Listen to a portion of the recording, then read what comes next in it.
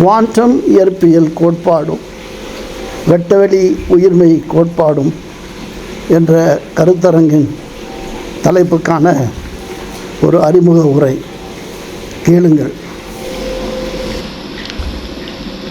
வணக்கம்,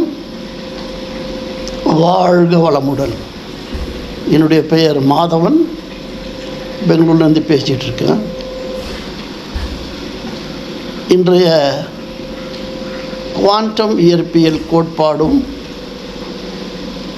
வெட்டவெளி உயிர்மெய் கோட்பாடும் என்ற கருத்தரங்கின் தலைப்பில் 22 பிப்ரவரி 2026 நாள் கோயம்புத்தூரில் நடைபெற்று கொண்டிருக்கிறது. என்னால் அதில் நேரடியாக கலந்து கொள்ள முடியவில்லை என்றாலும் இந்த காணொளி காட்சி வழியாக உங்களோடு கலந்து கொள்வதில் பெருமகிழ்ச்சி அடைகிறேன். அனைவருக்கும் எனது அன்பு கலந்த வணக்கங்கள், வாழ்த்துக்கள். இந்த கருத்தரங்கின் தலைப்பு quantum physics and metaphysics of space. இது ISAC institute of space and consciousness மற்றும் கோவையைச் சேர்ந்த திருக்குறள் உலகம் அகாடமி நடத்துகின்ற ஒரு விஞ்ஞான தேசிய அளவிலான கருத்தரங்கு.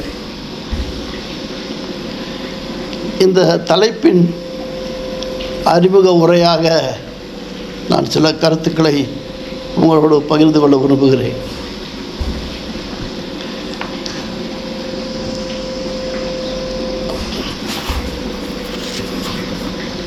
விஞ்ஞானம் என்றாலும் மெஞ்ஞானம் என்றாலும் இரண்டும் மனிதனுக்காகவே மனிதனால் உருவாக்கப்பட்டது, பயன் ஆக்கப்பட்டது, அதுவே அவன் வாழ்க்கையாக மாறியது. மனிதன் இயற்கையின் படைப்பு.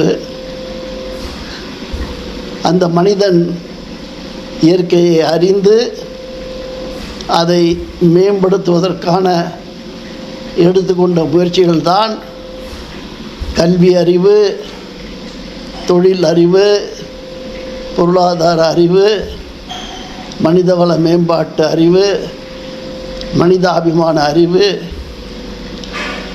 இயற்கையின் மூலம் பற்றிய அறிவு என்று மனித அறிவின் பரிணாம வளர்ச்சி தொடர்ந்து கொண்டே இருக்கிறது.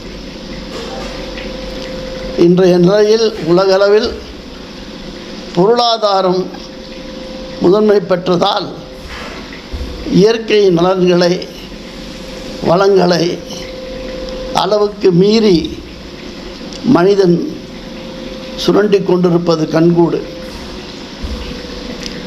மனிதன்தான் ஒரு இயற்கை என்பதையும் மறந்து அந்த இயற்கையுடனே போட்டி போட்டு அந்த மனப்பான்மையில் அதை அளவுக்கு மீறி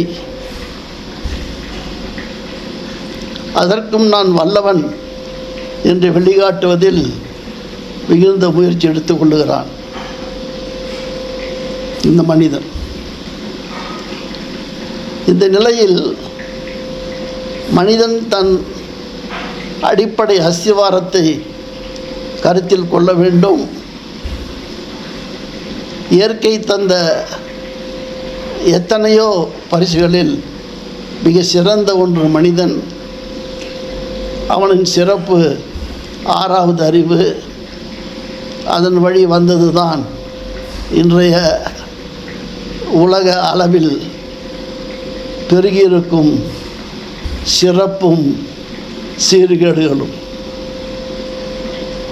இயற்கை மாசுபடுத்தப்பட்டிருக்கிறது. அது மலடாகும் காலம் வெகு தூரம் இல்லை.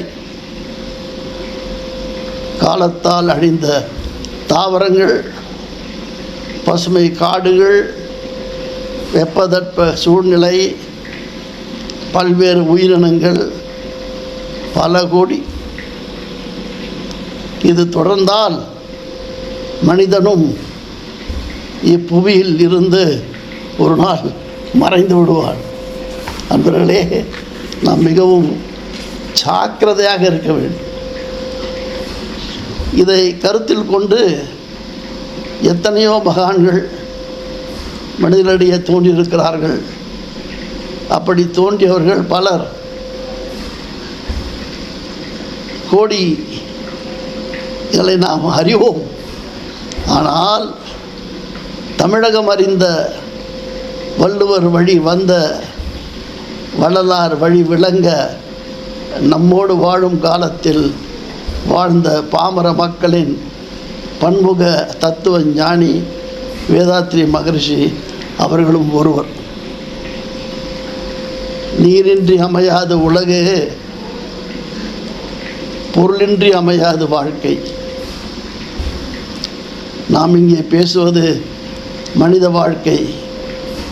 ஏனென்றால் மனிதன் அல்லாத பிற உயிர்கள், தாவரங்கள், பஞ்சபூதங்கள் அனைத்தும் இயற்கையை அந்தந்த அளவிலே வாழ்ந்து வளர்ந்து மறைந்து கொண்டிருக்கிறது.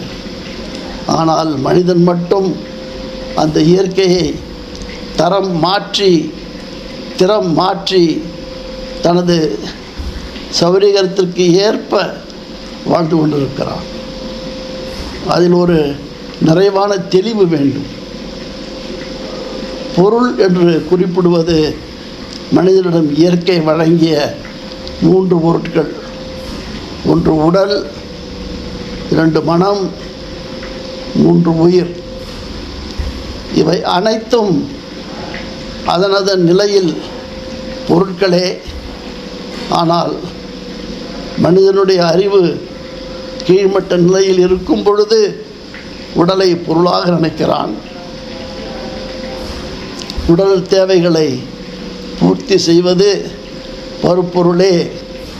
அந்த பருப்பொருளை ஆராய்ந்த விஞ்ஞானிகள் அதில் பொருண்மை இருக்கிறது, அதில் இயக்கம் இருக்கிறது, அதிலே வேகம் இருக்கிறது, அதிலே அழுத்தம் இருக்கிறது என்றார்கள். அதற்கு பெயர் கிராவிட்டி என்றும் சூட்டியிருக்கிறார்கள். அந்த இயற்பியலின் தந்தை சர் ஐசக் நியூட்டன் விஞ்ஞானம் என்பது ஒரு திறந்த புத்தகம், மதங்கள் தரும் விஞ்ஞானம் ஒரு மூடிவிட்ட புத்தகம்.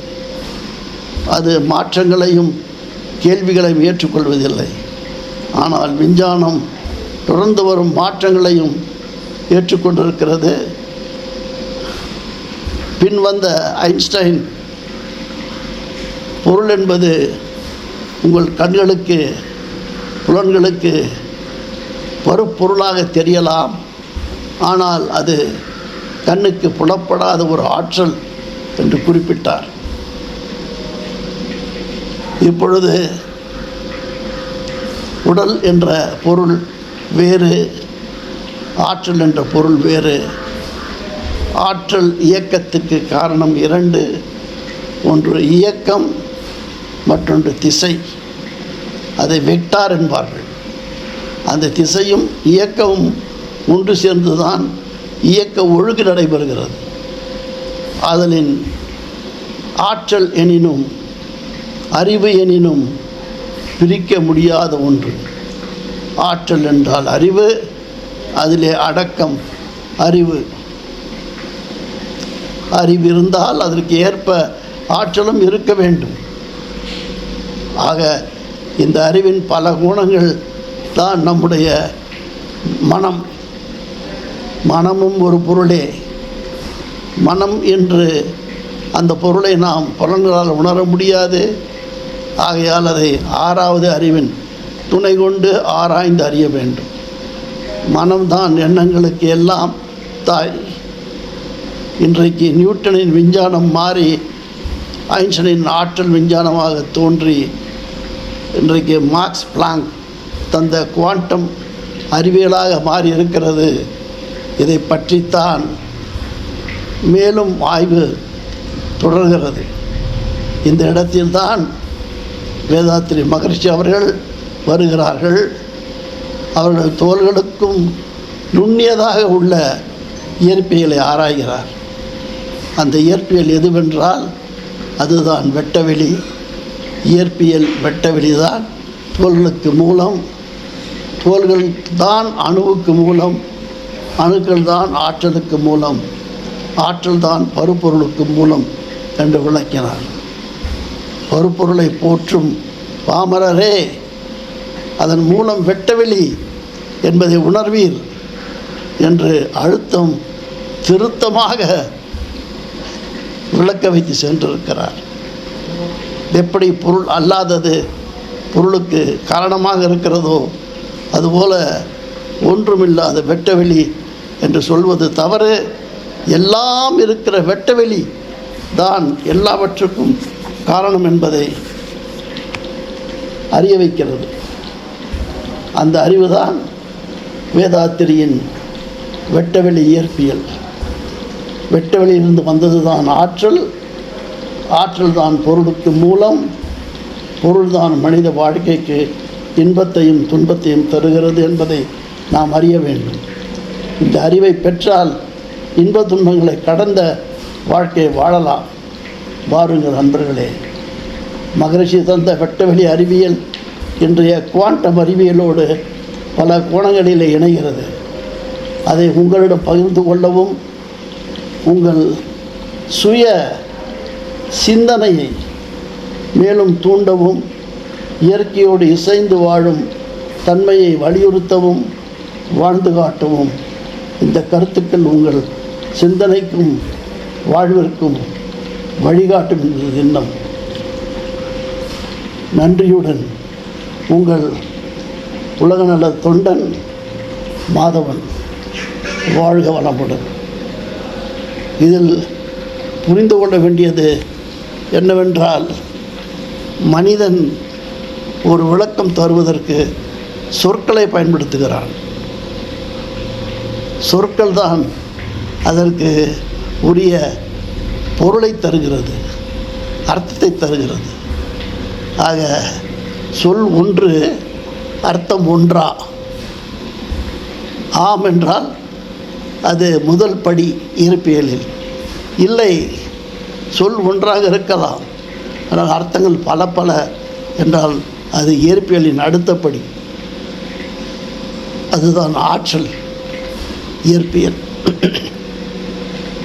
சொல் ஒன்று, அதற்கு பொருள் ஒன்றாக இருக்கலாம், பலவாக இருக்கலாம், ஓடுவதாக இருக்கலாம், நிற்பதாக இருக்கலாம், அலையாக இருக்கலாம், ஊறுவதாக இருக்கலாம். எப்படி என்று நிர்ணயிக்க முடியாத ஒன்று இருக்கிறது என்றால் அதுதான் இந்த குவாண்டம் இயற்பியல். பாருங்கள், சொல் ஒன்றுதான், அது எப்படி பல வகையிலே பொருள் மாறுகிறது. இந்த பொருள் என்று சொல்லும் பொழுது பொதுவாக மாஸ் என்று சொல்லுவோம், சப்ஸ்டன்ஸ் என்று சொல்லுவோம். ஆனால் தமிழில் அப்படி கிடையாது. பொருள் என்றால் மாஸ் என்று ஒரு அர்த்தமும் இருக்குது, பொருள் என்றால் மீனிங் என்ற ஒரு அர்த்தமும் இருக்குது. ஆகையால் வள்ளுவர் சொன்னார், எப்பொருள் எத்தன்மை தாயினும் அப்பொருள் மெய்ப்பொருள் காண்பது அறிவு. அந்த மெய்ப்பொருள் தான் மீனிங்ஃபுல் கான்ஷியஸ்னஸ், அர்த்தமுள்ள அறிவு. அர்த்தமுள்ள அறிவை தருவது தான் வேதாத்திரியின் வெட்டவெளி இயற்பியல். ஆனால் அது அங்கிருந்து ஆரம்பிக்கவில்லை, அது ஆரம்பிக்கிறது கிராவிட்டி என்ற அழுத்தத்திலிருந்து. நண்பர்களே, நாம் தான் இந்த உலகிற்கு இந்த உண்மையை எடுத்துரைக்க வேண்டும் என்ற ஒரு பொறுப்பில் இருக்கிறோம். அதை உணர்ந்து செயலாற்ற வேண்டுமாய் உங்கள் அனைவரையும் பணிபன்புடன் கேட்டுக்கொள்கிறேன். நன்றி. வாழ்க வளமுடன். மீண்டும் சந்திப்போம்.